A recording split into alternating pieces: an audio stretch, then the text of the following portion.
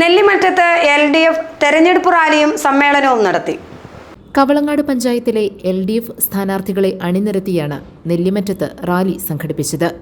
നേതാക്കളും നിരവധി പ്രവർത്തകരും പങ്കെടുത്തു.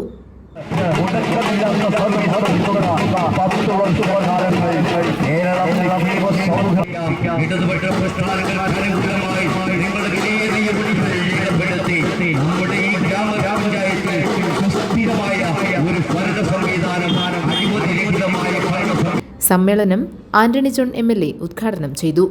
PM ശിവൻ അധ്യക്ഷത വഹിച്ചു.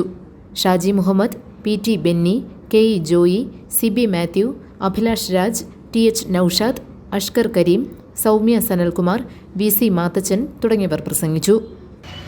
ഏതാണ്ട് 51,000 കോടി രൂപയാണ് കേരളത്തിലെ തദ്ദേശ സ്വയംഭരണ സ്ഥാപനങ്ങളുടെ പ്രവർത്തനത്തിന് വേണ്ടി മാത്രം ഗവൺമെൻറ് നൽകിയത്. ഇപ്പോൾ രണ്ടാം ഗവൺമെൻറ് 21 മുതൽ ഈ 25 വരെ എത്തി നിൽക്കുമ്പോൾ 72,000 കോടി രൂപയാണ് ഇതുവരെ തദ്ദേശ സ്വയംഭരണ സ്ഥാപനങ്ങൾക്ക് വേണ്ടി ഗവൺമെൻറ് നൽകിയിട്ടുള്ളത്. അപ്പോൾ ആ നിലയിൽ തദ്ദേശ സ്വയംഭരണ സ്ഥാപനങ്ങളെ പ്രത്യേകമായി കരുതി തന്നെയാണ് ഇടതുപക്ഷ ജനാധിപത്യ മുന്നണി ഗവൺമെൻറ്റുകൾ മുന്നോട്ട് പോകുന്നത്. ഇപ്പോഴാണെങ്കിൽ നമുക്കറിയാം, കേരളത്തിൽ ഒരു തുടർ ഭരണം, ഒരു മൂന്നാം ഇടതുപക്ഷ ജനാധിപത്യ മുന്നണി ഗവൺമെൻറ് കേരളത്തിനകത്ത് ഉണ്ടാകുമെന്നുള്ളത് ഏതാണ്ട് എല്ലാവരും ഉറപ്പിച്ചിരിക്കുകയാണ്.